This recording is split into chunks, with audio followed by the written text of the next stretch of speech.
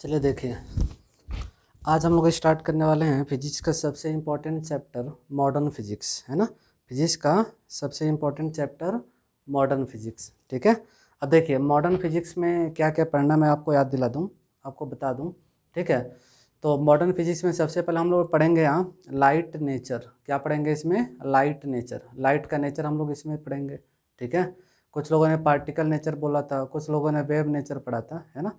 तो इसमें पढ़ने वाले हैं लाइट नेचर, और उसके बाद से पढ़ेंगे फोटो इलेक्ट्रिक इफेक्ट, और उसके बाद से पढ़ेंगे हम लोग मैटर वेव्स, उसके बाद से पढ़ेंगे एटॉमिक स्ट्रक्चर, उसके बाद पढ़ेंगे एक्स रेज, और एक्स रेज के बाद पढ़ेंगे हम लोग रेडियो एक्टिविटी, और सबसे लास्ट में पढ़ेंगे न्यूक्लियर फिजिक्स। तो इतनी चीज़ें मॉडर्न फिजिक्स के अंदर पढ़ना होता है ना। देखा क्या क्या पढ़ना मॉडर्न फिजिक्स के अंदर, है ना। तो सबसे पहले लाइट नेचर, उसके बाद से फोटो इलेक्ट्रिक इफेक्ट, फिर matter waves, atomic structure, X rays, और एक्स रेस के बाद आ जाएगा रेडियो एक्टिविटी, और उसके बाद से आ जाएगा इसमें न्यूक्लियर फिजिक्स। तो इतनी चीज़ों को वन बाय वन हम पढ़ेंगे, और आपके एग्जाम में हर एक से एक एक सवाल तो आता ही है। तो बहुत ही इंपॉर्टेंट सेक्शन है ये मॉडर्न फिजिक्स, है ना।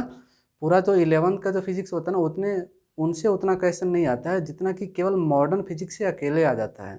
तो बहुत ही इंपॉर्टेंट चैप्टर अपना ये मॉडर्न फिजिक्स। तो हम लोग स्टार्ट करते हैं आज, है ना, मॉडर्न फिजिक्स। तो देखिए, तो आप क्या करें, कॉपी ले लें, पेन ले लें, और बैठ जाएं, और आराम से अच्छे से सब कुछ लिखते चलेंगे। जैसे मैं लिखूंगा समझाऊंगा तो आप सब कुछ नोट करते चलेंगे। अगर आप नोट करके रखेंगे तो आप, है ना, कभी भी उसको देख करके रिवाइज कर सकते हैं। एग्जाम के कुछ दिन पहले आप देख करके उसको रिवाइज कर सकते हैं, चीज़ें सभी याद आ जाएंगी। तो कॉपी पेन ले लें और लिखना शुरू करते हैं, साथ में लिखेंगे समझेंगे, ठीक है। चलिए स्टार्ट करते हैं हम लोग। आज का चैप्टर स्टार्ट करते हैं मॉडर्न फिजिक्स। क्या चैप्टर आज का अपना? Modern physics. अच्छा, नाम से लग रहा, नाम से क्या लग रहा, मॉडर्न, है ना, मतलब बहुत ही नया, है ना। मॉडर्न फिजिक्स इतना ये मॉडर्न है नहीं, पुरानी ही थियरी है जिसको हम पढ़ते हैं। अब शुरू में नाम रख दिया था मॉडर्न, तभी से आज तक इसको मॉडर्न ही बोलते हैं। ये मत समझना कि आजकल का ये थियरी, ऐसा नहीं है, ये पुराना ही है। उस समय मॉडर्न फिजिक्स बोला गया था, आज तक मॉडर्न फिजिक्स के नाम से ही जानते हैं, ठीक है। इसमें क्या क्या पढ़ना है अभी मैंने आपको बताया था, तो मैं लिख देता हूँ क्या क्या इसमें हम लोगों को पढ़ना है।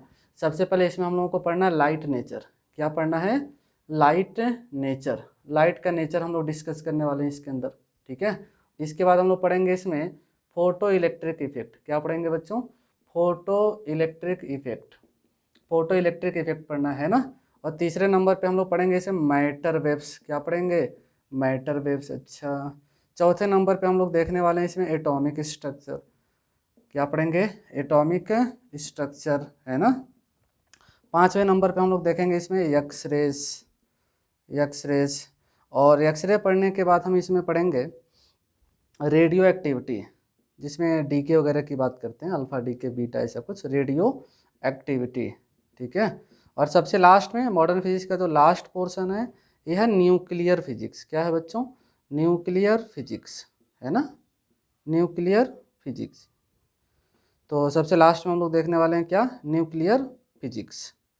देखा, इतनी चीज़ों को वन बाय वन हम पढ़ेंगे सिस्टमेटिकली, बहुत ही अच्छे से मैं आपको सब कुछ पढ़ाऊंगा, है ना। और आप अच्छे से सब कुछ नोट करना, है ना। तो देखो क्या क्या, लाइट नेचर है, फोटो इलेक्ट्रिक इफेक्ट है, मैटर वेव्स है, एटॉमिक स्ट्रक्चर है, एक्स रेज है, रेडियो एक्टिविटी है, न्यूक्लियर फिजिक्स है। इतनी चीज़ों को हम लोग पढ़ेंगे वन बाय वन, और हर एक के ऊपर सवाल तो आपके एग्जाम में आता ही है, गारंटीड है, सवाल आएगा ही, है ना, क्योंकि बहुत ज़्यादा इंपॉर्टेंट चैप्टर है मॉडर्न फिजिक्स। तो चलिए आज का अपना लेक्चर होने वाला है ना, मॉडर्न फिजिक्स का जो फर्स्ट लेक्चर है। आज का जो लेक्चर होने वाला है लाइट नेचर से रिलेटेड होगा, है ना। हम लोग डिस्कस करने वाले हैं किसको? लाइट नेचर को। किसको डिस्कस करने वाले हैं? लाइट नेचर को, है ना। नोट कर लो, स्क्रीन पॉज करो, नोट कर लो, है ना। मेरे साथ साथ आप भी लिखते चलना, फिर समझाऊंगा तो समझते चलना, ठीक है। हर चीज़ नोट करना, नोट करोगे तो और ज़्यादा देर तक याद रहेगा, ज़्यादा टाइम तक याद रहेगा आपको, है ना। और रिवीजन करने में आसानी होगी, जब भी एग्जाम आएगा आप रिवाइज कर सकते हो, ठीक है ना। चलिए, तो मॉडर्न फिजिक्स में आज हम लोग स्टार्ट करने वाले हैं लाइट नेचर, ठीक है। चलिए शुरू कर देते हैं फिर लाइट नेचर। तो देखिए लाइट नेचर में क्या क्या पढ़ना है मैं आपको बता दूं। लाइट नेचर में क्या क्या हम लोग पढ़ने वाले हैं, चलिए शुरू कर देते हैं बिल्कुल। तो देखो, लाइट नेचर पढ़ेंगे हम लोग। क्या पढ़ेंगे बच्चों? Light nature. अच्छा, लाइट नेचर पढ़ेंगे आप, है ना। चलो देखो देखो देखो, लाइट नेचर। लाइट नेचर में बेसिकली पढ़ना क्या होता है, देखो स्टार्टिंग में क्या था, लोगों में कन्फ्यूजन था कि लाइट का जो बिहेवियर है, लाइट का जो नेचर वो एक्चुअली है कैसा, क्या पार्टिकल नेचर है या वेव नेचर है। लाइट को हम क्या कंसीडर करें, पार्टिकल के जैसा माने या वेव के जैसा माने। लाइट समझते हो ना, ये बल्ब से जो लाइट निकल रही है या सन से जो लाइट आती है उसी लाइट की बात कर रहे हैं, है ना, जो जो हमें दिखाई देता है या जिसकी वजह से हम देख सकते हैं, वही लाइट की बात हो रही है ना। कमरे में लाइट है तो लाइट वही लाइट। तो लाइट के नेचर की बात यहाँ पर हम लोग करते हैं। तो देखो स्टार्टिंग में लोगों में कन्फ्यूजन था कि लाइट जो है वो पार्टिकल नेचर को शो करता है या वेव नेचर को, इस बात को लेकर के लोगों में कन्फ्यूजन था। सबसे पहले आ गए न्यूटन। न्यूटन हर जगह आपको मिल जाते हैं फिजिक्स के अंदर, है ना। तो न्यूटन आ गए। न्यूटन ने लोगों को बताया देखो लाइट जो है वो पार्टिकल नेचर को शो करता है। लाइट किसको शो करता है, पार्टिकल नेचर को। और इसको जस्टिफाई करने के लिए उसने एक थियरी दिया जिसको बोलते हैं न्यूटन्स कॉर्पस्कुलर थियरी। और उसने बोला, है ना, उसने बोला कि जो लाइट है छोटे छोटे पार्टिकल से बना है। उन पार्टिकल्स को उसने नाम दिया था कॉर्पस्कल। उन पार्टिकल को क्या नाम दिया था, कॉर्पस्कल। तो सबसे पहले न्यूटन ने बताया कि लाइट जो है वो पार्टिकल के जैसा बिहेव करती है और अपनी थियरी दिया लोगों को, बताया उसने। क्या थियरी था, न्यूटन्स कॉर्पस्कुलर थियरी, है ना। तो चलिए, तो सबसे पहले न्यूटन आए, उन्होंने बोला कि देखो लाइट जो है पार्टिकल के जैसा बिहेव करती है और उसने अपना थियरी दिया न्यूटन्स कॉर्पस्कुलर थियरी, ठीक है। फिर उसके बाद हाइगेन आ गए। हाइगेन ने अपनी, हाइगेन वेव ऑप्टिक्स के अंदर आता है, आप पढ़ोगे आगे। तो हाइगेन आ गए। हाइगेन ने अपनी वेव थियरी दिया, है ना। उसने बोला नहीं, जो न्यूटन बोल रहे हैं वो गलत है ना। हाइगेन ने क्या बोला कि जो लाइट है वो वेव नेचर को शो करती है। लाइट जो वो वेव नेचर को शो करती है, पार्टिकल नेचर को शो नहीं करती। ये हाइगेन ने बता दिया। और इसको सपोर्ट करने के लिए उसने अपनी थियरी दिया, हाइगेन्स वेव थियरी, जहाँ उसने बताया लाइट वेव के फॉर्म में प्रोपोगेट करती है। वेव फ्रंट वगैरह का कॉन्सेप्ट दिया उसने, आप पढ़ोगे वेव ऑप्टिक्स के अंदर। तो न्यूटन ने बोला पार्टिकल नेचर और उसके बाद हाइगेन आ गए, उसने क्या बोला, वेव नेचर, है ना। दो लोग दो अलग अलग बातें कर रहे हैं। अच्छा, तीसरे नंबर पे उस समय मैक्सवेल की इलेक्ट्रोमैग्नेटिक वेव थ्योरी आ चुकी थी। तो मैक्सवेल ने बोला कि नहीं, है ना, जो हाइगेन बोल रहे हैं बिल्कुल सही है, न्यूटन गलत है। हाइगेन क्या बोल रहे थे, लाइट वेव नेचर को शो करता है, और यही चीज़ बताने लगे कौन, मैक्सवेल। मैक्सवेल ने बोला देखो लाइट जो है ना सच में वेव नेचर को ही शो करती है ना। और मैक्सवेल ने अपनी इलेक्ट्रोमैग्नेटिक वेव थ्योरी दिया, जो कि आप इलेक्ट्रोमैग्नेटिक वेव चैप्टर में पढ़ोगे भी, ठीक है। तो अब लोगों को न्यूटन के ऊपर डाउट हो गया कि न्यूटन बोल रहे हैं पार्टिकल नेचर और हाइगेन और मैक्सवेल दोनों लोग मिल के बोल रहे हैं कि वेव नेचर, है ना। तो लोगों को न्यूटन के ऊपर डाउट होने लगा। अच्छा, अब इसके बाद उस समय आ गई मैक्स प्लैंक क्वांटम थ्योरी, जिसको ब्लैक बॉडी रेडिएशन भी बोलते हैं। मैक्स प्लैंक क्वांटम थ्योरी, ये थियरी क्या बोल रही है, मैक्स प्लैंक क्वांटम थ्योरी क्या बोल रही है। तो मैक्स प्लैंक क्वांटम थ्योरी ये बताती है कि बेसिकली जो लाइट है वो पार्टिकल नेचर को रिप्रेजेंट करता है। लाइट जो है वो पार्टिकल नेचर को रिप्रेजेंट करता है, मैक्स प्लैंक क्वांटम थ्योरी, जिसको ब्लैक बॉडी रेडिएशन भी बोलते हैं। तो मैक्स प्लैंक क्वांटम थ्योरी क्या बोलती है कि लाइट जो है पार्टिकल नेचर को शो करती है। अब तो लोग और कंफ्यूज हो गए कि दो लोग बोल रहे हैं पार्टिकल नेचर, है ना, और दो लोग बोल रहे हैं वेव नेचर, ठीक है। कौन कौन बोल रहे थे पार्टिकल नेचर, न्यूटन और Max Planck quantum theory. Newton और मैक्स प्लैंक क्वांटम थ्योरी क्या बोल रहे थे, पार्टिकल नेचर। और हाइगेन और मैक्सवेल्स इलेक्ट्रोमैग्नेटिक वेव थ्योरी, ये लोग बोल रहे थे वेव नेचर, ठीक है। तो लोग बहुत ज़्यादा कंफ्यूज होने लगे इसको लेकर के। लास्ट में सबसे समझदार आदमी आया, डी ब्रॉगली। डी ब्रॉगली ने बोला देखो तुम लोग परेशान मत हो, लाइट जो है वेव नेचर को भी शो करती है और पार्टिकल नेचर को भी शो करती है। और उसने रिलेट किया, उसने बोला कि लाइट छोटे छोटे पार्टिकल से बनी है। डी ब्रॉगली ने बोला लाइट छोटे छोटे पार्टिकल से बनी है, पार्टिकल बोल रहा है और उस पार्टिकल का मोमेंटम उसने लिखना सिखाया, एच बाई लैम्डा। लैम्डा आ गया, लैम्डा तो वेव का होता है, बोल रहा है पार्टिकल से बना हुआ है लाइट और उसमें लैम्डा यूज कर रहा है, तो पार्टिकल और वेव नेचर को उसने मिक्स कर दिया। तो बोला कि देखो लाइट में दोनों नेचर है, पार्टिकल नेचर भी है और वेव नेचर भी है, मतलब लाइट हैज डुअल नेचर। बहुत ही अच्छा स्टेटमेंट दिया उसने, लाइट हैज डुअल नेचर, है ना। फिर लोगों का कन्फ्यूजन उसने दूर किया और समझाया। इसी चीज़ को हम लोग यहाँ पर पढ़ने वाले हैं, ठीक है। तो ऐसा करता हूँ मैंने जो बोला उसको मैं सिस्टमेटिकली नोट भी कर देता हूँ ताकि लॉन्ग टाइम तक आप इस चीज़ को याद रख सकें, है ना। तो चलिए सबसे पहले कौन आ गए थे, न्यूटन। न्यूटन न्यूटन है ना। चलो चलो देखो देखो, न्यूटन। न्यूटन गेव, या और अच्छे से लिखता हूँ, इन स्टार्टिंग। सबसे पहले कौन आ गए थे, न्यूटन। इन स्टार्टिंग, सबसे स्टार्टिंग में, in starting Newton. Newton gave, Newton ने दिया, न्यूटन गेव, है ना। Newton's, Newton's, Newton's corpuscular, corpuscular theory. Newton's corpuscular theory, जो कि पार्टिकल नेचर को सपोर्ट करता है, which supports the, which supports the, which supports the particle nature of light. किसको सपोर्ट करता है बच्चों, पार्टिकल नेचर ऑफ लाइट, है ना, है ना। यही तो समझाया था अभी अभी, आया समझ में। तो सबसे पहले कौन आ गए, न्यूटन। इन्होंने बताया कि जो लाइट है वो पार्टिकल नेचर को शो करता है, पार्टिकल नेचर को शो करता है। और लाइट छोटे छोटे पार्टिकल से बना हुआ है। उन पार्टिकल्स को इसने नाम भी दिया था, कॉर्पस्कल, कॉर्पस्कल। उन पार्टिकल्स को, उन छोटे छोटे पार्टिकल्स को न्यूटन ने नाम दिया था कॉर्पस्कल। तो न्यूटन ने बोला कि लाइट जो है पार्टिकल नेचर को शो करती है, ठीक है, और उन पार्टिकल्स को बोलते हैं कॉर्पस्कल। इसी से लाइट अपनी बनी हुई है ना। अच्छा, न्यूटन बोल रहे थे ऐसा। इसके बाद आ गए, कौन आ गए, अभी तो बताया था, याद करो याद करो, कौन आ गए थे, हाइगेन।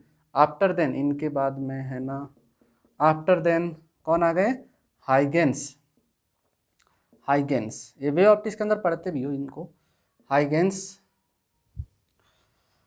हाइगेन gave, Huygens, Huygens wave theory of light, wave theory of light, wave theory of light. इसके बाद कौन आ गए, न्यूटन के बाद कौन आ गए थे, हाइगेन, जिन्होंने क्या दिया, हाइगेन वेव थ्योरी ऑफ लाइट, जो कि सपोर्ट करता है या सपोर्ट किया, which supported the, which supported the,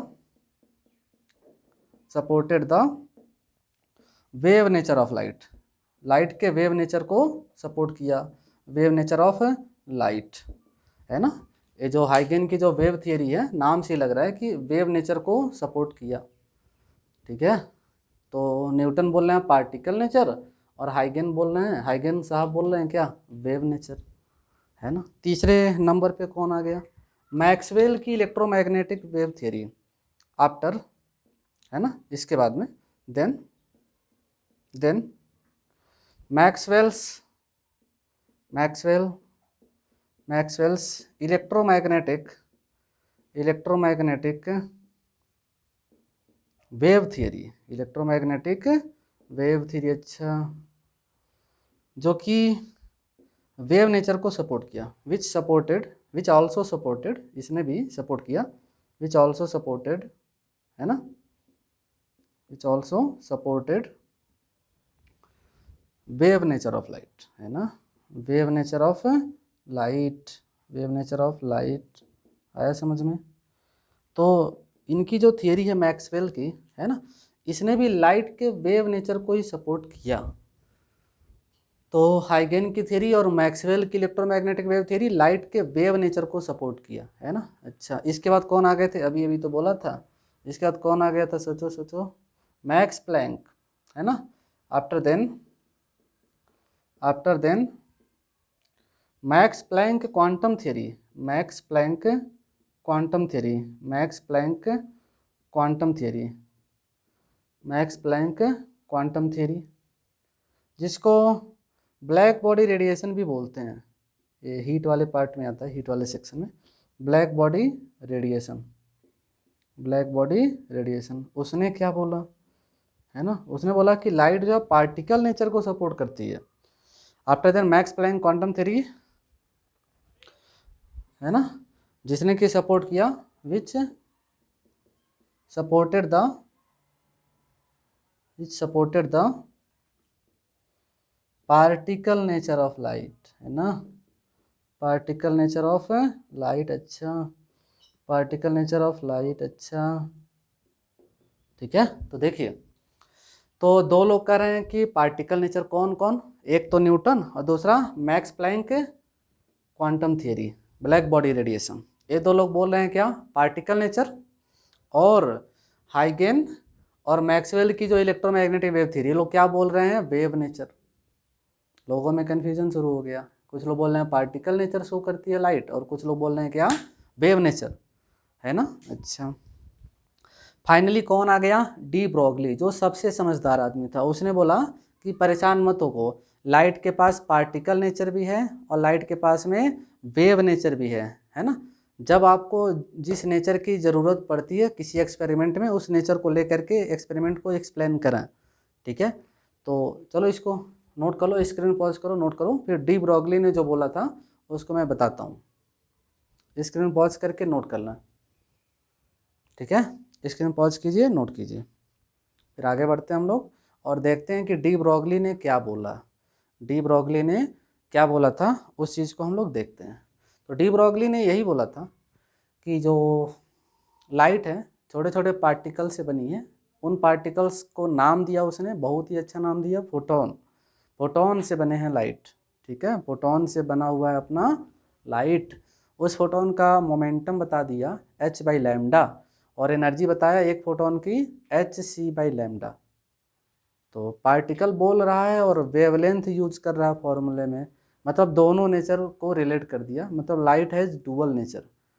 de Broglie का स्टेटमेंट था कि light has dual nature. Light nature basically, light जो है वो पार्टिकल और वेव दोनों नेचर को रिप्रेजेंट करती है, जो आज तक हम मानते हैं। चलिए, तो स्क्रीन पॉज करके आपने नोट कर लिया होगा। डी ब्रॉगली ने जो बोला था उसको भी मैं सिस्टमेटिकली नोट करा देता हूँ। चलिए, तो हटा देता हूँ। तो डी ब्रॉगली ने बोला कि लाइट जो है छोटे छोटे पार्टिकल से बनी है, उन पार्टिकल्स को फोटोन बोला गया, उसने फोटोन बोल दिया, और एक फोटोन का मोमेंटम बताया उसने h/λ, और एक फोटोन की एनर्जी बताया hc/λ, ठीक है।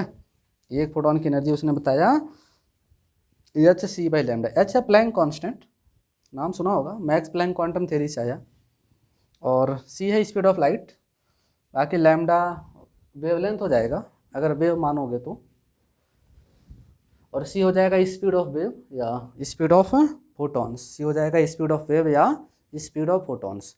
तो डी ब्रॉगली ने बोला लाइट छोटे छोटे पार्टिकल से बनी हुई है, उन पार्टिकल्स को फोटोन बोलेंगे, और एक फोटोन का मोमेंटम होगा h/λ, और एक फोटोन की एनर्जी होगी hc/λ, जहाँ पर लैम्डा हो जाएगा वेवलेंथ अगर हम लाइट को वेव माने तो, और c हो जाएगा स्पीड ऑफ वेव या फिर स्पीड ऑफ फोटॉन्स, है ना।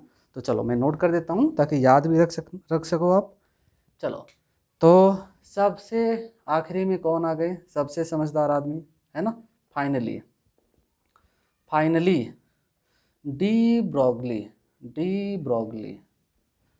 Finally de Broglie stated that, इसने बताया, क्या बताया, stated that light is made of particles, है ना, light is made of particle से बनी है, नोन एज फोटॉन्स। देखो बहुत ही अच्छा नाम दिया, फोटॉन्स, है ना। Finally de Broglie stated that light is made of particles known as photons, and momentum of one photon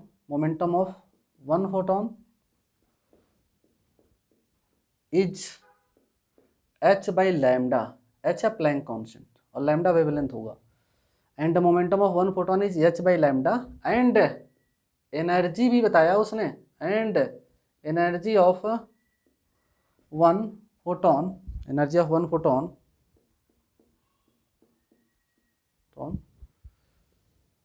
is hc/λ, है ना, वेयर लैम्डा इज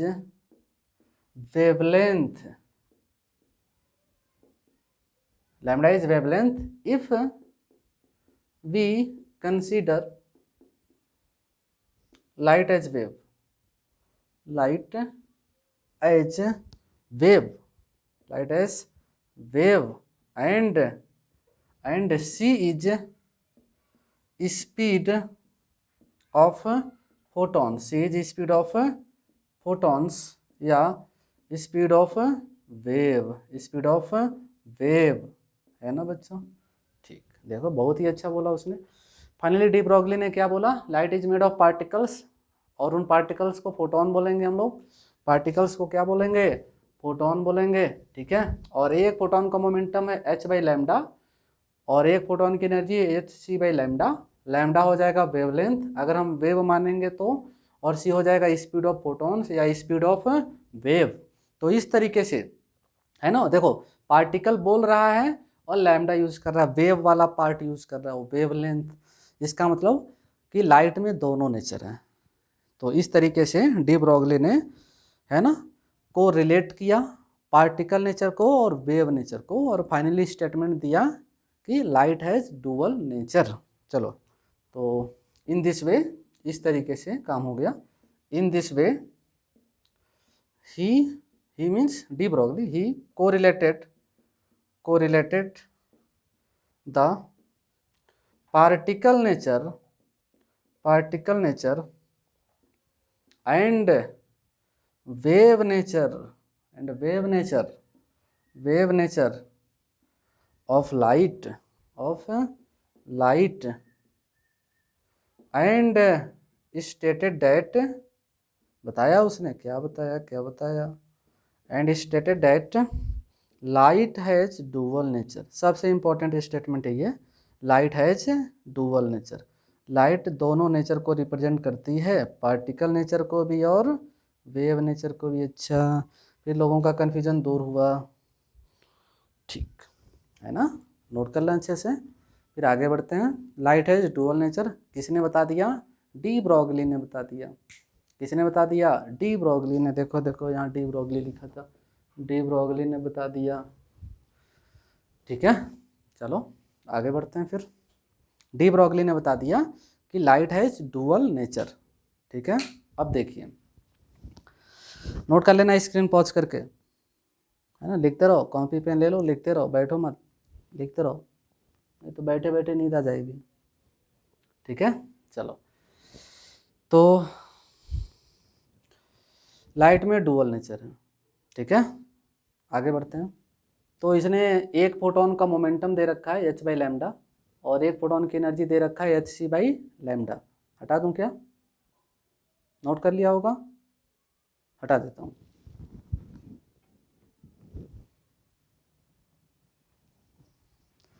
चलो अब देखो, तो फोटोन का उसने बता दिया मोमेंटम और एनर्जी। तो सवाल भी बन सकता है कि फोटोन का मोमेंटम निकालो, फोटोन की एनर्जी निकालो, है ना, सवाल तो बनेंगे ही, ये तो चैप्टर होता है, ये तो न्यूमेरिकल होते हैं। चलो देखो, है ना, देखो देखो, तो क्या बताया उन्होंने, डी ब्रॉगली ने क्या बताया मोमेंटम ऑफ वन फोटोन, एक फोटोन का, पूरे लाइट का नहीं, ध्यान दो, एक फोटोन का मोमेंटम। चलो इसको पी से लिखा जाए क्या, मोमेंटम को कैपिटल पी, थोड़ा अच्छा लगेगा। पी को क्या, एच बाई लैम्डा, पी को क्या बच्चों, एच बाई लैम्डा। अच्छा ठीक। एनर्जी बताया उसने एक फोटोन की, एनर्जी ऑफ वन फोटोन, एक फोटोन की एनर्जी। एनर्जी को ई लिख दूं क्या, अच्छा लगेगा, हाँ बोलो, ई ई ई ई ई कितना, H C by lambda, H C by lambda. अच्छा ठीक है। इसमें एच क्या है, एच समझते हो, प्लैंक कांस्टेंट है। एच क्या है इसमें, प्लैंक कांस्टेंट, मैं लिख देता हूँ इधर, ठीक है। एच क्या है यहाँ, प्लैंक कांस्टेंट, एच क्या बच्चों, प्लैंक कांस्टेंट, ठीक है। अच्छा, और सी तो समझ ही रहे होंगे, स्पीड ऑफ लाइट, सी क्या है, स्पीड ऑफ लाइट, ये तो पता है ना सबको कि सी कितना होता है, 3 × 10⁸, पता है, पता होगा, ये होना चाहिए। ठीक, तो एक फोटोन का मोमेंटम h बाई लैम्डा और एक फोटोन की energy h c by lambda. ये किसी ने बता दिया? डी ब्रॉगली ने बता दिया।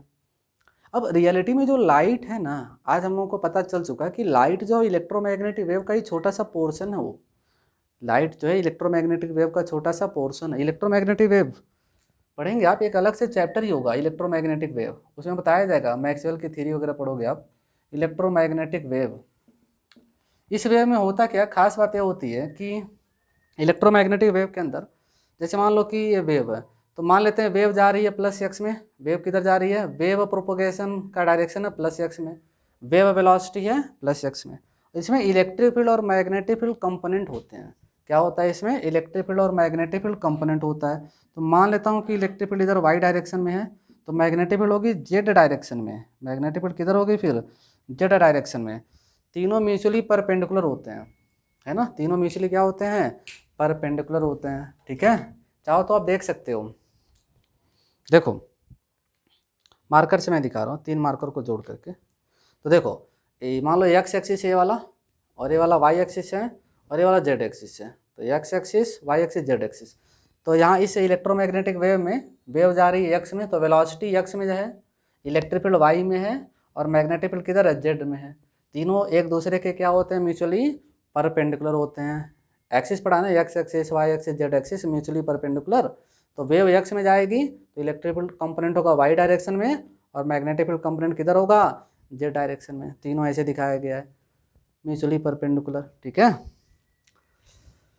तो बेसिकली लाइट जो है इलेक्ट्रोमैग्नेटिक वेव का ही एक पोर्शन है, छोटा सा पोर्शन है। अगर इलेक्ट्रोमैग्नेटिक वेव का पूरा मैं स्पेक्ट्रम आपको दिखाऊं, तो इसमें आप देख सकते हैं कि रेडियो वेव होता है, देखा भी होगा, और आगे चैप्टर आएगा इलेक्ट्रोमैग्नेटिक वेव, वहाँ पे मैं बताऊंगा भी आपको, फिर भी मैं यहाँ बताता हूँ आपको।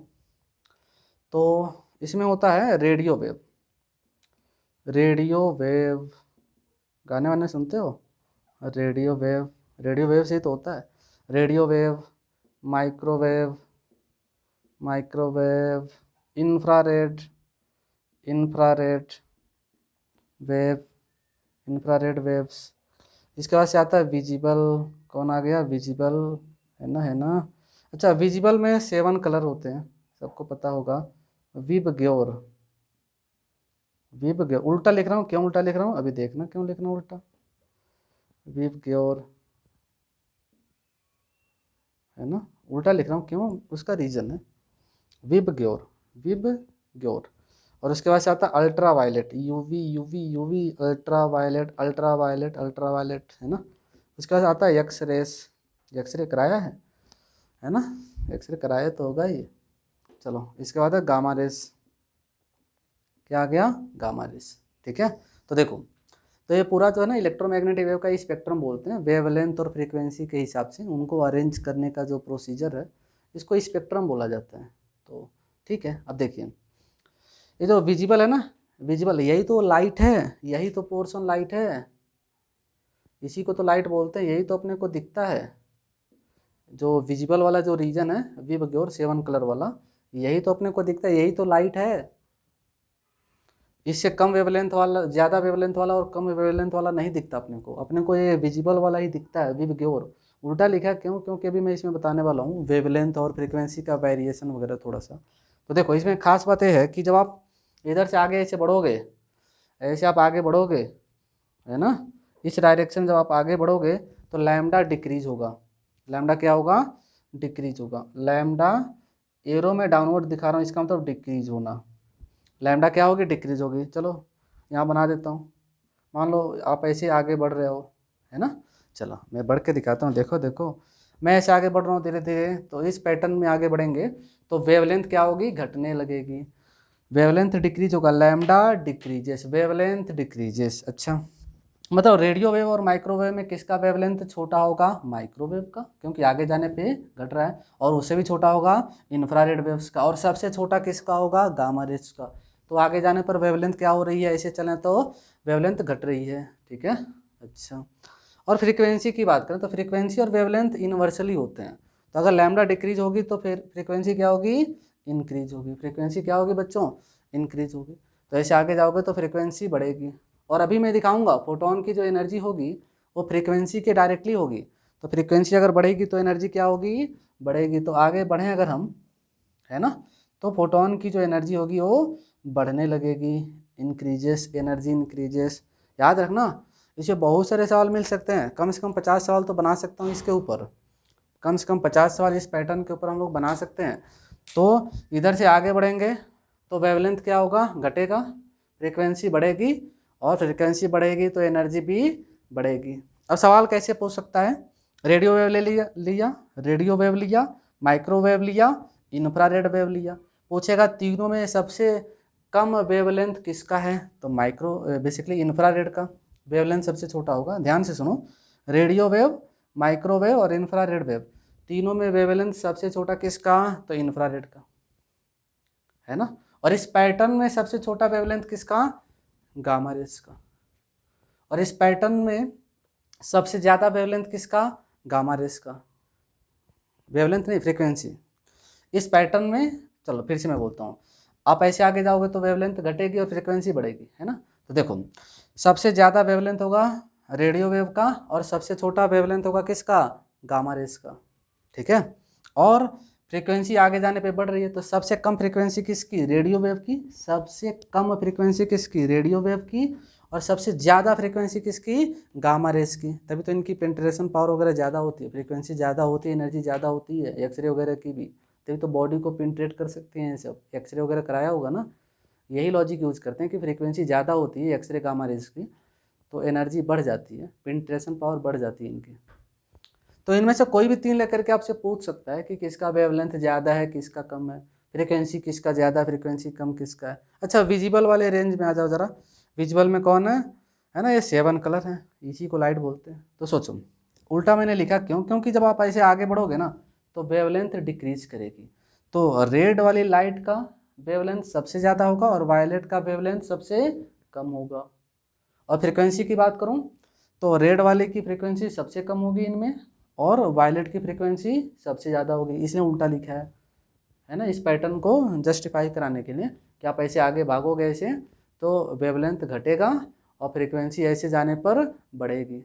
तो इनमें से कोई भी तीन लेकर के सवाल आपसे पूछ सकता है ना। जैसे मान लो हमने इसमें चूज किया रेड और ग्रीन और वायलेट, तो आपसे पूछ सकता है कि तीनों में सबसे ज़्यादा वेवलेंथ कितना, मतलब सबसे ज़्यादा वेवलेंथ किसका, रेड वाले में, रेड वाली लाइट है, ग्रीन वाली लाइट है और वायलेट वाली लाइट है, इन तीनों में सबसे ज़्यादा वेवलेंथ किसका, तो आप बोलेंगे रेड कलर का। सबसे छोटा वेवलेंथ किसका इनमें, वायलेट कलर का।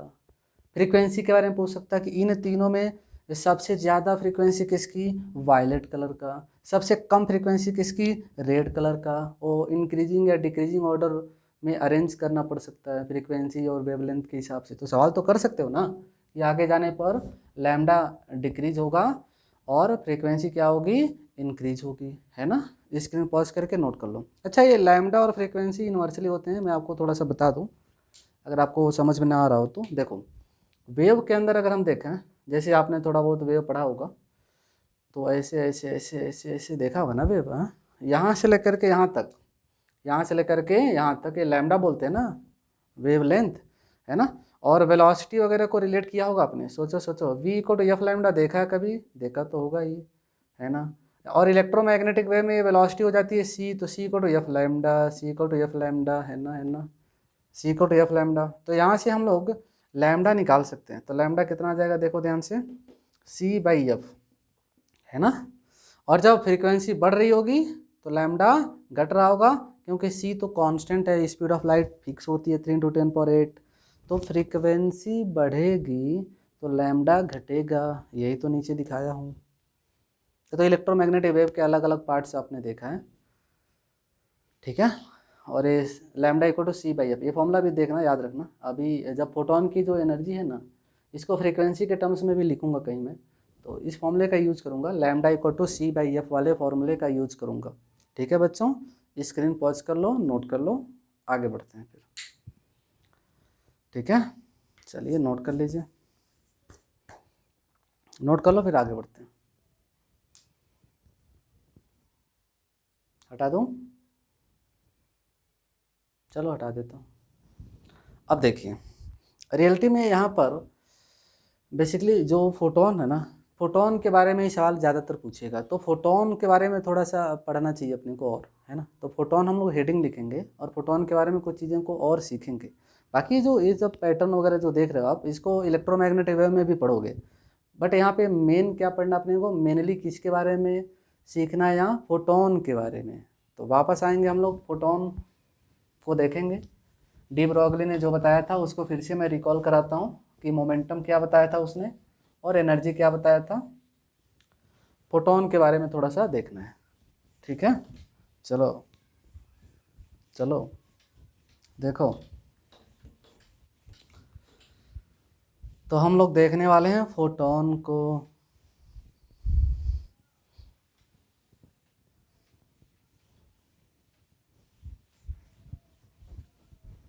ठीक है, चलिए देखिए। हाँ चलिए, तो हेडिंग लिखना सब लोग, फोटोन फोटोन फोटोन, हेडिंग होगा फोटोन, बहुत ही अच्छा नाम है फोटोन। ठीक, तो बेसिकली ये जो फोटोन है ना, लाइट के स्पीड से ही दौड़ते हैं। Photon moves with speed equal to speed of light. ये जो फोटोन है ना, लाइट के स्पीड से ही दौड़ते हैं, ठीक है। मैं नोट कर देता हूँ, photons move, photons photons move with speed, with speed equal to speed of light, speed of light. Photon जो है लाइट के स्पीड से दौड़ते हैं। अच्छा ठीक, अच्छा फोटोन का रेस्ट मास पूछता है, ध्यान से सुनना, कई बार आपके एग्जाम में पूछा है क्या, फोटोन का रेस्ट मास। तो फोटोन का रेस्ट मास हम लेते हैं 0। The rest mass, the rest mass, ऐसे सवाल पूछेगा ना आपसे, the rest mass of photon, of photon is taken to be 0, ऐसा मानते हैं 0, टेकन टू बी 0। अच्छा 0 याद रखना, 0 मानते हैं कि रेस्ट मास फोटोन का कितना आता है, 0। फोटोन का रेस्ट मास कितना आता है, 0। अच्छा ये कहाँ से आया 0, तो आइंस्टीन की जो रिलेटिविटी थ्योरी है कि अगर कोई चीज़ रुका है तो रेस्ट मास हम नॉट लेते हैं, और मोशन में है ज़्यादातर, मतलब अगर मोशन में है और वेलोसिटी इसकी बहुत ज़्यादा है ना, स्पीड ऑफ लाइट के कंपेरेबल है, जैसे c/2 या c/4, ऐसा कुछ वेलोसिटी, बहुत ज़्यादा वेलोसिटी है, तो मास इंक्रीज होने लगता है इस फॉर्मूले के हिसाब से, m equal to m naught by root में 1 माइनस v² बाई c²। यहीं से रेस्ट मास का लॉजिक लगाया गया, जो कि 0 लेते हैं, क्योंकि फोटोन चलते हैं बहुत तेज़ी से स्पीड ऑफ लाइट के स्पीड से, तो v को अगर आप c रख दोगे ना तो यम इनफाइनाइट की तरफ टेंड करेगा, v को c रखोगे तो यम इनफाइनाइट आएगा, जो कि पॉसिबल नहीं है। इसका मतलब यम नॉट को 0 होना चाहिए, रेस्ट मास को क्या होना चाहिए, 0, तभी वो सेट बैठेगा इलेक्ट्रॉन मतलब फोटोन के लिए, तो इसलिए यम नॉट को 0 मान लेते हैं, है ना। तो फोटोन का रेस्ट मास क्या मान लेते हैं, फोटोन के लिए यम नॉट क्या मान लेते हैं, 0, ताकि ये इक्वेशन सेटिस्फाई हो। तो ठीक है, आपसे बस इतना ही पूछेगा कि फोटोन का रेस्ट मास कितना, तो आंसर में होगा 0, चुपचाप टिक कर लेना। चलो आगे बढ़ते हैं, तो फोटोन का रेस्ट मास देख लिया। अच्छा कभी कोई बोलता है कि क्या फोटोन कंजर्वेशन वगैरह लगा सकते हैं क्या, फोटोन कंजर्वेशन वाली कोई चीज़ नहीं है, ऐसा कुछ नहीं है फिजिक्स के अंदर कि कंजर्वेशन ऑफ फोटोन लगाओ, ऐसा कुछ नहीं होता है ना। जैसे एनर्जी कंजर्वेशन आप करते हो कि अगर एक्सटर्नल फोर्स का बर्डन, फ्रिक्शन का बर्डन 0 है तो एनर्जी कंजर्व, एनर्जी कंजर्वेशन आपने देखा होगा, किया होगा, है ना। मोमेंटम कंजर्वेशन भी किया होगा, नेट फोर्स सिस्टम पे 0 है तो मोमेंटम कंजर्व, है ना, पढ़ा होगा। क्या फोटोन कंजर्व कर सकते हैं, तो कहेंगे नहीं, फोटोन में ऐसा कुछ नहीं है, फोटोन कंजर्वेशन वगैरह कॉन्सेप्ट नहीं है।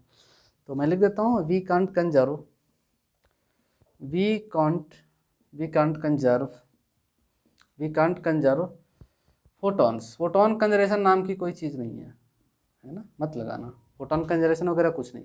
जैसे कि मान लो कि रूम में अभी 10 फोटोन थे, तो बाद में कितने, तो कंजर्वेशन, ऐसा कुछ नहीं। We can't conserve photons, photon conservation is not allowed, photon conservation is not allowed. चलो, और डी ब्रॉगली ने क्या बोला था, मोमेंट में 2 बार लिख रहा हूँ, 2 बार लिख रहा हूँ ताकि आपको याद हो जाए important cheese. Momentum, of a photon, एक फोटोन का मोमेंटम इसको हमने बोला था पी से लिख देना। पी बराबर क्या आता है बच्चों, H by lambda, H by lambda, ठीक है। पी इक्वल टू क्या बच्चों, एच बाई लैम्डा, ठीक है। अच्छा एच तो समझते हो, एच समझते हो, अभी लिख दूंगा प्लैंक कांस्टेंट। अच्छा एनर्जी ऑफ वन फोटोन, बोलो बोलो बोलो, एनर्जी ऑफ वन फोटोन तो बोल दो, एनर्जी ऑफ एक photon, one photon, energy of one photon, है ना। चलो चलो, energy of one photon, E से लिख दो, ई ई ई ई ई, कितना E, H C by lambda, H C by lambda, ठीक। ध्यान से देखो, एच को बोलते हैं प्लैंक कांस्टेंट, अभी नाम लिखा था थोड़े समय पहले, देख लेना बैक करके, ठीक है। तो एच को बोलते हैं प्लैंक कांस्टेंट, और एच की वैल्यू अपने को याद होना चाहिए, क्या होता है मैं लिख देता हूँ, 6.634 into 10⁻⁻34 joule second, joule into second, याद रखना। प्लैंक कांस्टेंट की वैल्यू यूज होगा बार बार सवालों में, 6.634 इंटू 10⁻⁻34 जूल इंटू सेकेंड, ठीक। अच्छा सी स्पीड ऑफ लाइट, जो कि होता है 3 × 10⁸, 3 × 10⁸ मीटर पर सेकेंड, ठीक है। ये दो डाटा याद रखो, नोट कर लो, अभी इसका यूज होने वाला है आगे, ठीक है। अब देखो, अगर हम एच केवल यहाँ पुट करें, ये एस आई यूनिट वाला जो है, एच पूरा यहाँ रख दें और ये सी रख दें, और लैम्डा मीटर में रख दें, किस में रख दें, लैम्डा मीटर में, तो एनर्जी किस में निकलेगी फोटोन की, जूल में। अगर एच एस आई सिस्टम में है, सी एस आई सिस्टम में है, लैम्डा एस आई सिस्टम में है, मीटर में है लैम्डा, तो एनर्जी किस में निकलेगी बोलो, जूल में, जूल में, ठीक। लेकिन क्या मॉडर्न फिजिक्स के अंदर थोड़ा सा अलग स्टाइल में पढ़ना होता है, स्टाइल अलग का मतलब ये है कि जो लैम्डा होता है ना, लाइट का वेवलेंथ, ये बहुत ज़्यादा नहीं होता है, तो मीटर उटर में नहीं देते, मीटर में नहीं बताते लैम्डा, लैम्डा जो है वो मीटर में नहीं बताते, एंगस्ट्रॉम में यूज करते हैं ज़्यादातर सवालों में। लैम्डा किस में बताता है, एंगस्ट्रॉम में। अच्छा जो फोटोन की एनर्जी निकलती है वो भी बहुत ज़्यादा तो नहीं होता है, थोड़ा ही होता है, तो जूल में देने का लॉजिक नहीं बनता, उसको इलेक्ट्रॉन वोल्ट में देने में थोड़ा अच्छा लगता है, तो एनर्जी को, है ना, ज़्यादातर सवालों में लिखा जाएगा इलेक्ट्रॉन वोल्ट। अच्छा इलेक्ट्रॉन वोल्ट सुना है, पहली बार तो नहीं सुन रहा, एनर्जी के यूनिट हैं, जैसे एनर्जी का एसआई यूनिट है जूल, सीजीएस यूनिट है अर्ग, वैसे एक छोटा यूनिट है इलेक्ट्रॉन वोल्ट, क्या क्या, इलेक्ट्रॉन वोल्ट, तो एनर्जी का एक छोटा यूनिट है इलेक्ट्रॉन वोल्ट। तो फोटोन की एनर्जी को, फोटोन की एनर्जी को इलेक्ट्रॉन वोल्ट में ज़्यादातर सवालों में बताया जाता है, तो लैम्डा एंगस्ट्रॉम में दिया होगा और एनर्जी पूछेगा किस में, इलेक्ट्रॉन वोल्ट में। इसका मतलब इस फॉर्मूले को थोड़ा सा कन्वर्ट करके रखना होगा, क्योंकि अगर आप कन्वर्ट करके नहीं रखोगे, ये रखोगे आप ऐसे ही, सी रखोगे और लैम्डा, फिर बहुत ज़्यादा टाइम ख़राब हो जाएगा कन्वर्जन वगैरह में। तो ऐसा करेंगे, हम इस फॉर्मूले को पहले से कन्वर्ट करके रखेंगे और जैसा सवाल पूछेगा वैसा हम बना के रखेंगे पहले से, और बस उसमें डाटा पुट करेंगे, लैम्डा आंसर आ जाएगा। होता क्या है सवालों में कि लैम्डा एंगस्ट्रॉम में दिया होता है, ध्यान से सुनना, है ना। अब जो बच्चा मॉडर्न फिजिक्स का सवाल कर पाता है और जो बच्चा नहीं कर पाता उनमें क्या डिफरेंस है, जो बच्चा मॉडर्न फिजिक्स का सवाल कर पाता है उसको ये शॉर्ट ट्रिक्स वगैरह पता होता है कि, है ना, कब कैलकुलेशन को कैसे आसान कर सकते हैं, तो वही मैं सिखाने जा रहा हूँ, कैलकुलेशन को आसान करने का तरीका, कि लैम्डा को रखेंगे एंगस्ट्रॉम में तो एनर्जी किस में निकलती है, इलेक्ट्रॉन वोल्ट में, तो इसको कन्वर्ट करना पड़ेगा। चलो मैं सिखाता हूँ, स्क्रीन पॉज करके नोट कर लो, आगे बढ़ते हैं।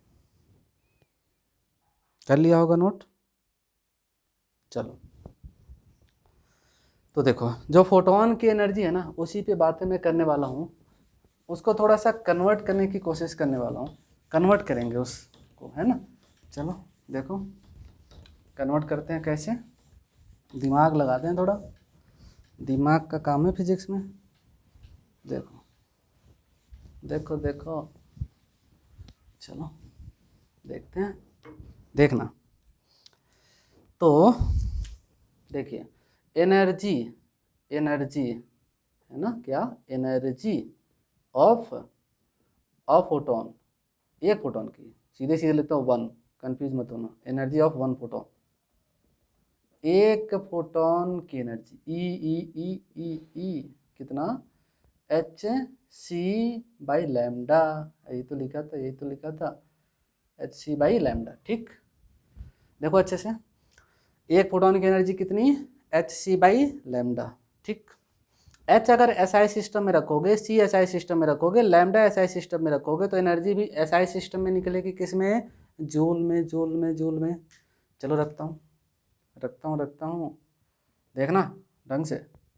एच कितना, अभी अभी तो बताया था, भूल तो नहीं गए, क्या था, 6.634 इंटू 10⁻⁻34 इंटू सी सी सी, अभी बताया 3 इंटू 10⁻8। ठीक है, लैम्डा जो कुछ होगा मीटर में रख देना। तो एनर्जी किस में निकलने वाली है ना, जूल में। किस में निकलेगी, यूनिट क्या आएगा एनर्जी का, जूल, जूल, जूल। ठीक है, अच्छा चलो थोड़ा सा मल्टीप्लाई किया जाए, देखा जाए क्या आ रहा है। चलो तो 6.634 इंटू 3 करो जरा, 19 पॉइंट समथिंग आएगा, 19.902 कर लिया मल्टीप्लाई, इंटू 10⁻⁻26, ये आता है सॉल्व करना। 10 पावर कितना, माइनस का 26, माइनस का 26, देखो 10⁻⁻34, 10⁻8, बेस सेम है, मल्टीप्लाई करोगे तो पावर जुड़ जाएंगे, ऐड हो जाएंगे, -34 + 8 बराबर -26। बाकी लैम्डा नीचे है डिनोमिनेटर में, तो रहने दो, रहने दो। ठीक, ये किस में आने वाला है, जूल में। देखो यहाँ तक समझ में आया, जूल में आने वाला है, क्या यूनिट आने वाला है, जूल में। लेकिन क्या है ना, आंसर जूल में देगा नहीं, आंसर देगा इलेक्ट्रॉन वोल्ट में। अब इलेक्ट्रॉन वोल्ट वाला क्या रिलेशन में यहाँ साइड में लिख रहा हूँ, देखो एक रिलेशन होता है 1 electron volt, 1 electron volt, 1 electron volt equal to आता है 1.6 into 10⁻⁻19 joule. 1 electron volt, electron volt जो है ना एनर्जी का छोटा यूनिट है, तो 1 इलेक्ट्रॉन वोल्ट आता है क्या, 1.6 इंटू 10⁻⁻19 जूल, है ना। अच्छा ये कॉन्सेप्ट कहाँ से लाया गया, मैं बता देता हूँ आपको, वैसे बाद में भी बताऊँगा। एक इलेक्ट्रॉन को, ध्यान से सुनना, एक इलेक्ट्रॉन को 1 वोल्ट की बैटरी से अगर एक्सेलरेट करें तो इलेक्ट्रॉन को जो एनर्जी मिलेगी, इलेक्ट्रॉन जो एनर्जी अचीव करेगा, उसे बोला गया 1 इलेक्ट्रॉन वोल्ट। फिर से सुनना, एक इलेक्ट्रॉन को 1 वोल्ट की बैटरी से दौड़ा दें तो जो एनर्जी अचीव करेगा उसे बोलते हैं क्या, 1 इलेक्ट्रॉन वोल्ट। ठीक है, अच्छा थोड़े समय के लिए यहाँ 1 इंटू 1 लिख दूँ, 1 लिख दूँ इंटू 1, इससे क्या फ़ायदा होगा, 1 जूल इक्वल टू निकल आएगा तो इधर डिवाइड हो जाएगा, तो सोचो सोचो, तो 1/1.6 into 10⁻⁻19 equal to electron volt, electron volt equal to क्या हो जाएगा बच्चों, 1 जूल। अब मिला मत देना, थोड़ा अलग रखना, तो ऐसे डिजाइन बना के अलग कर दो। ठीक, तो देखो 1 जूल इक्वल टू क्या, 1/1.6 इंटू 10⁻⁻19 इलेक्ट्रॉन वोल्ट। अब इस जूल को हम लोग कन्वर्ट करेंगे किस में, इलेक्ट्रॉन वोल्ट में।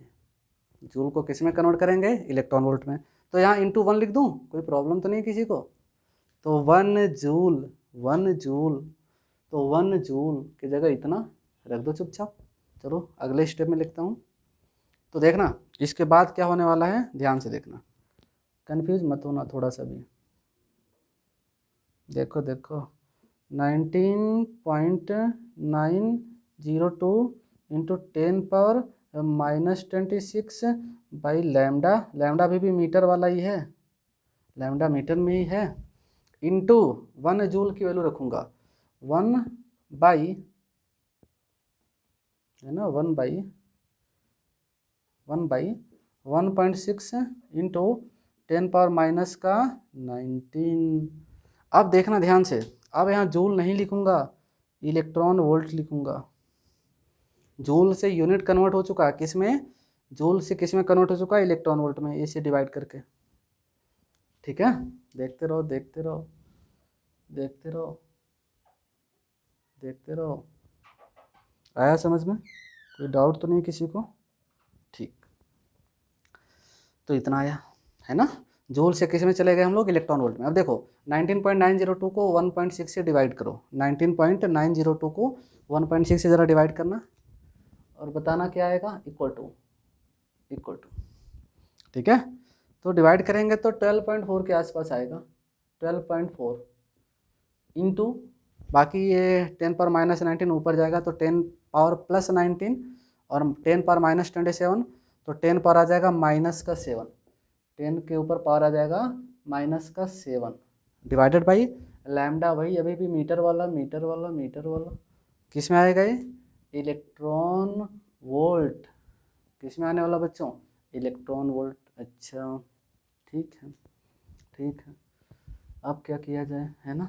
चलो ये 12.4 को थोड़ा सा चेंज करते हैं, क्योंकि बुक्स वगैरह में थोड़ा सा अलग तरीके से लिखा होता है ना। इसमें मान लो 1000 से मल्टीप्लाई किया तो 1000 से डिवाइड भी करेंगे, तो इसको ऐसे लिख सकता हूँ 12400, थोड़ा अच्छा लगता है ऐसे, 12400 है ना, इंटू, सोचो 10 के ऊपर क्या रखूँ, पावर मैनेज हो जाए, -10, सोचो दिमाग है तो सोचो भाई, लैम्डा अभी भी मीटर में, और एनर्जी निकल रही है इलेक्ट्रॉन वोल्ट में। एनर्जी किस में निकल रही है, इलेक्ट्रॉन वोल्ट में। ठीक है, आया। ऊपर न्यूमरेटर चेक कर पा रहे हो, अरे ये 10 पर -10 था ना, 10 पर -7 इंटू 10 पर -3 कर दो ना, तो 10 पर -3 इसके साथ आएगा तो 12.4 आ जाएगा ना फिर। तो देखो आ रहा समझ में। चलो अब देखना, 10 पर -10 ऊपर है, मुझे अच्छा नहीं लग रहा, उसको मैं नीचे लाता हूँ। अच्छा नहीं लग रहा मतलब इसमें क्या है ना, थोड़ा सा एक सिस्टमेटिकली तरीके से लिख रहा हूँ, इसलिए मैं उसको नीचे लाना चाहता हूँ डिनोमिनेटर में। तो 12400, बहुत ही अच्छा लग रहा है, 12400 बाई लैम्डा, और लैम्डा के साथ में कौन आ गया, इंटू 10 के ऊपर पावर में +10। अभी यहाँ यूनिट क्या है, तो यूनिट इलेक्ट्रॉन वोल्ट ही है। यूनिट क्या है बच्चों, इलेक्ट्रॉन वोल्ट, है ना। एनर्जी इलेक्ट्रॉन वोल्ट में तो चाहिए, और लैम्डा किस में है, मीटर में है। लैम्डा को कुछ नहीं किया अभी, लैम्डा किस में रखेंगे, मीटर में, तो एनर्जी ई निकलेगी फोटोन की किस में, इलेक्ट्रॉन वोल्ट में। लैम्डा है मीटर में रखो चुपचाप, लैम्डा किस में रखो, मीटर में चुपचाप, तो एनर्जी किस में निकलेगी, इलेक्ट्रॉन वोल्ट में। अच्छा, लेकिन सवालों में लैम्डा एंगस्ट्रॉम में दिया होता है, सवालों में लैम्डा किस में दिया होता है, एंगस्ट्रॉम में। तो इसको थोड़ा सा कन्वर्ट करने की ज़रूरत है, थोड़ा सा, है ना, क्योंकि लैम्डा दिया होगा एंगस्ट्रॉम में, तो क्या आ जाएगा, नोमरेटर में 12400 बाई लैम्डा, लैम्डा। अब यहाँ पे जो लैम्डा है ये कन्वर्ट हो चुका है, किस में आएगा, बेसिकली लैम्डा को किस में रखना चाहिए अब, एंगस्ट्रॉम में, तो एनर्जी निकलेगी इलेक्ट्रॉन वोल्ट में। कन्फ्यूज मत होना थोड़ा सा भी, ये सेट किया है, इसको यहाँ सेट किया है, देखो नोमिनेटर सेम है, डिनोमिनेटर में यहाँ 10 पावर 10 है, लेकिन यहाँ 10 पावर 10 गायब है, तो मतलब लैम्डा का यूनिट अलग अलग होगा तभी तो मैनेज होगा ये। तो ऊपर वाले में इसमें लैम्डा जो है ना, ये मीटर में ही रखना था, लेकिन इसमें लास्ट वाले में लैम्डा को किस में रखना है, एंगस्ट्रॉम यूनिट में। ऊपर वाले में लैम्डा मीटर में ही लेना है, और इसमें लैम्डा किस में, एंगस्ट्रॉम वाले में। अब यही जो सबसे लास्ट वाला है, यही काम का फॉर्मूला है, यही अपने लिए काम का फॉर्मूला है, इसी का यूज़ करेंगे पूरे मॉडर्न फिजिक्स के अंदर। 12400 बाई लैम्डा, लैम्डा रखूँगा एंगस्ट्रॉम में तो एनर्जी मिल जाएगा इलेक्ट्रॉन वोल्ट में, बहुत ही अच्छा लगेगा, है ना। ये देखना, इसमें कंफ्यूज मत होना, चाहोगे तो मैं भी चेक भी करा दूंगा, वेरिफिकेशन करा दूंगा कि ये और ये एक ही चीज़ है, सही है दोनों। तरीका क्या है, इस ऊपर वाले में लैम्डा मीटर में लेना था, और नीचे वाले में लैम्डा एंगस्ट्रॉम में, मैनेज होगा। और आपने सुना है ना रिलेशन, 1 एंगस्ट्रॉम बराबर 10 पावर -10 मीटर, तो उसका यूज है, अभी लिख दूंगा इसके बाद, है ना। चलो स्क्रीन पॉज करो, नोट करो। तो आया समझ में, पहले जूल को किस में कन्वर्ट किया, इलेक्ट्रॉन वोल्ट में, कैलकुलेशन किया, 12400 बना लिया, और यहाँ पे लैम्डा मीटर में रखना चाहिए, और यहाँ लैम्डा एंगस्ट्रॉम में। एंगस्ट्रॉम वाला ही अपने लिए काम का फॉर्मूला है, क्योंकि लैम्डा सवाल में एंगस्ट्रॉम में देता है, और एनर्जी इलेक्ट्रॉन वोल्ट में पूछता है। ठीक है, चलो नोट कर लो, देख लो अच्छे से,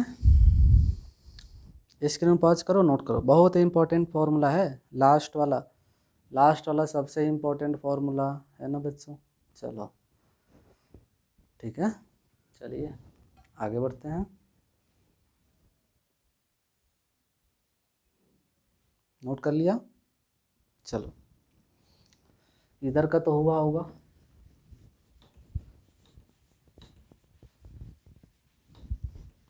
अब देखो देखो देखो,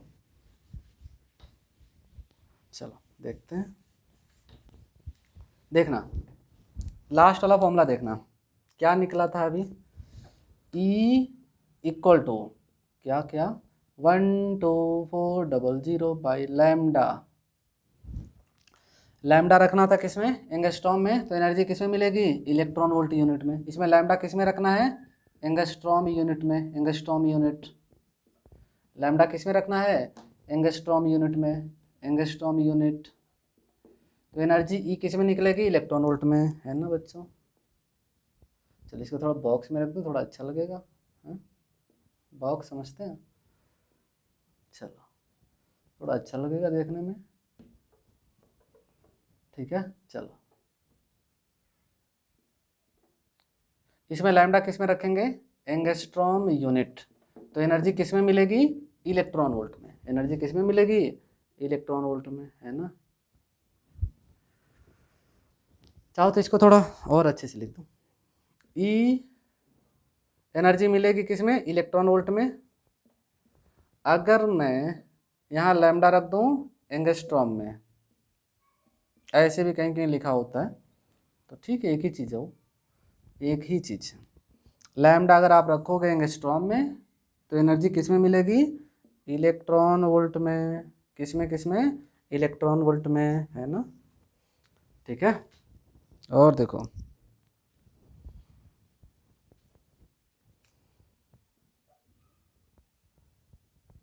बोलिए, आया समझ में, देख लीजिए ढंग से।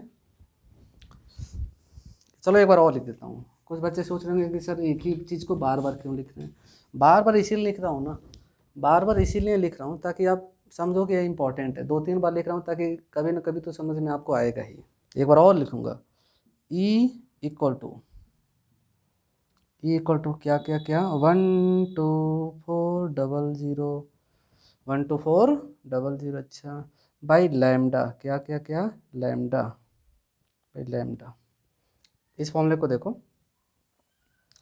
तो लैम्डा किस में रखेंगे, एंगस्ट्रॉम में। लैम्डा किस में रखेंगे, एंगस्ट्रॉम में। अच्छा ये रिलेशन मैं यहाँ लिख देता हूँ कि 1 एंगस्ट्रॉम इक्वल टू होता है 10⁻⁻10 मीटर।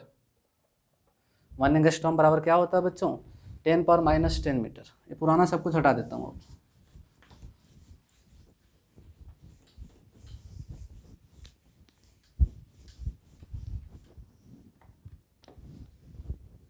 देखो इसको थोड़ा आप याद रखना, इसको, है ना, इसको याद रखना, पता भी होगा आपको, ठीक है। चलो तो लास्ट वाला देखो, तो लैम्डा रखोगे किस में, एंगस्ट्रॉम में, तो ई निकलेगी किस में, इलेक्ट्रॉन वोल्ट में। 3-3 बार लिखा, कभी तो आएगा आपको समझ में। लैम्डा एंगस्ट्रॉम में रखेंगे, एनर्जी किस में निकलेगी, इलेक्ट्रॉन वोल्ट में, ठीक है। या उल्टा एनर्जी इलेक्ट्रॉन वोल्ट में रखोगे तो लैम्डा मिलेगा एंगस्ट्रॉम में। ये भी तो सवाल हो सकता है, उल्टा सवाल हो जाएगा थोड़ा। तो ई इक्वल टू आ गया 12400 बाई लैम्डा। लैम्डा एंगस्ट्रॉम में रखेंगे आप, तो एनर्जी किस में मिलेगी, बोलिए, इलेक्ट्रॉन वोल्ट में। चलो मैं एक एग्जाम्पल लेके दिखाता हूँ, मैं एक एग्जाम्पल भी लेके दिखा दूँ आपको, ठीक है बच्चों। चलो चलो देखो, एक छोटा सा एग्जाम्पल लिया जाए। एग्जाम्पल, हाँ, मान लेते हैं कि लैम्डा जो है, मान लिया जाए, मान लेते हैं कि लैम्डा जो है इस एग्जाम्पल में लाइट की 2000 एंगस्ट्रॉम है। क्या है बच्चों, 2000 एंगस्ट्रॉम। अच्छा, क्या पूछेगा आपसे, energy of 1 photon, energy of a photon, एक फोटोन की एनर्जी पूछेगा। चलो देख लेते हैं, ई बराबर एनर्जी बराबर क्या क्या क्या 12400 बाई लैम्डा। लैम्डा किस में रखना है, एंगस्ट्रॉम में, है ना, रख दो रख दो रख दो। तो 12400 बाई लैम्डा एंगस्ट्रॉम में, जो कि दिया है ना 2000, तो रखो चुपचाप। हाँ, 2 0 कैंसिल, डिवाइड करो, क्या आएगा 6.2 इलेक्ट्रॉन वोल्ट। देखा कितनी जल्दी सवाल कर दिया कि लैम्डा एंगस्ट्रॉम में दिया है, चुपचाप रख दो यहाँ धीरे से, तुरंत एनर्जी मिल जाएगी इलेक्ट्रॉन वोल्ट में। और ये ऑप्शन में भी दिया होगा, ऑप्शन में दिया होगा, टिक कर लेना, हो गया। लैम्डा रखोगे एंगस्ट्रॉम में तो एनर्जी दे देगा सीधे सीधे किसमें इलेक्ट्रॉन वोल्ट में, इलेक्ट्रॉन वोल्ट में देगा, है ना। चलो स्क्रीन पॉज करो, नोट करो। तो ये फॉर्मूला सेट करके लाया था, है ना। चाहो तो इसको मैं एक बार चेक करा सकता हूँ कि क्या ये तरीका जो हम लोग यूज़ करें क्या ये सच में सही है। वैसे सही है, डाउट मत करो, सही है, बट मैं चेक करा सकता हूँ, है ना। ये जो बनाया था हमने, कैसे बनाया था, मैं उसको चेक कराता हूँ। याद है जब लैम्डा बोल रहा था मीटर में तो क्या था उसके साथ 10 पावर 10 था, है ना। चलो वहाँ से भी करूँगा ना तो आंसर यही आएगा 6.2 इलेक्ट्रॉन वोल्ट। दिखाऊँगा आपको, सॉल्व करूँगा। स्क्रीन पॉज करो, नोट करो, और याद रखना 1 2 4 दो डबल जीरो है, 0 0 दो बार 0 है, 1 2 4 0 बाई लैम्डा। लैम्डा एंगस्ट्रॉम में रखो, एनर्जी मिलेगी किस में, इलेक्ट्रॉन वोल्ट में। बहुत ही अच्छा formula, famous formula modern physics का। चलो हटाता हूँ। चलिए देखिए मैं चेक कराना चाहूँगा कि जो हम लोग फॉर्मूला अप्लाई कर रहे हैं छोटा वाला, क्या सच में सही है, क्या सच में सही है। तो देखो अभी जब मैं कन्वर्ट कर रहा था एनर्जी वाले फॉर्मूले को, तो E इक्वल टू एक जगह मैं लिखा था कुछ, तो क्या लिखा था, कुछ तो लिखा था, याद करो, बैक करके देख लेना। E इक्वल टू क्या था, 1 2 4 0 बाई लैम्डा इंटू 10 पावर 10 था एक जगह, और बोल रहा था इलेक्ट्रॉन वोल्ट में, और इसमें बोल रहा था कि लैम्डा रखना मीटर में। इसमें याद आया कुछ, लैम्डा मीटर में, जब 10 पावर 10 उसके साथ में था। तो चलो ये जो पर्टिकुलर सवाल है, पर्टिकुलर एग्जाम्पल में लैम्डा दिया है 2000 एंगस्ट्रॉम, इसको मीटर में कन्वर्ट करना चाहिए। तो सोचो 1 एंगस्ट्रॉम इक्वल टू 10 पावर -10, तो इसमें इंटू 1 कर सकते हो, 1 एंगस्ट्रॉम बराबर 10 पावर -10 मीटर, है ना। तो 1 एंगस्ट्रॉम बराबर 10 पावर -10, तो 2000 इंटू 10 पावर-10 किस में आ गया बच्चों, मीटर। चलो अब एनर्जी निकालूं ऊपर वाला फॉर्मूला लगा करके, 1 2 4 0 बाई लैम्डा मीटर में 2000 इंटू 10 पावर-10 इंटू 10 पावर 10 तो सोचो देखो कितना आ रहा है, देखो 10 पावर 10 10 पावर-10 1 बन जाएगा, है ना। और डिवाइड करो 2 0 2 0, तो वही तो आया, देखा, चेक कर लिया, चेक करा दिया, चेक किया।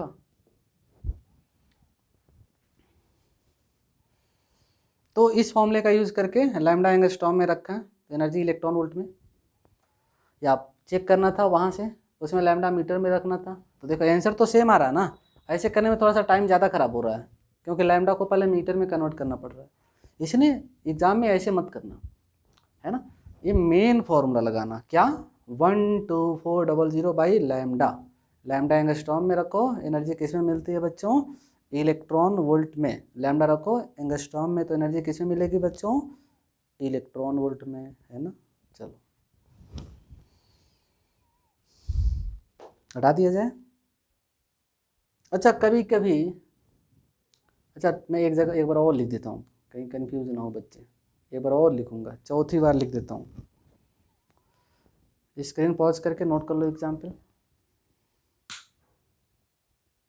हटा दूँ, हटाऊंगा, 1 मिनट और देख लो। तो आज हम लोग देख रहे थे मॉडर्न फिजिक्स का लेक्चर नंबर 1, ठीक है। चलो थोड़ा सा और बता दूं,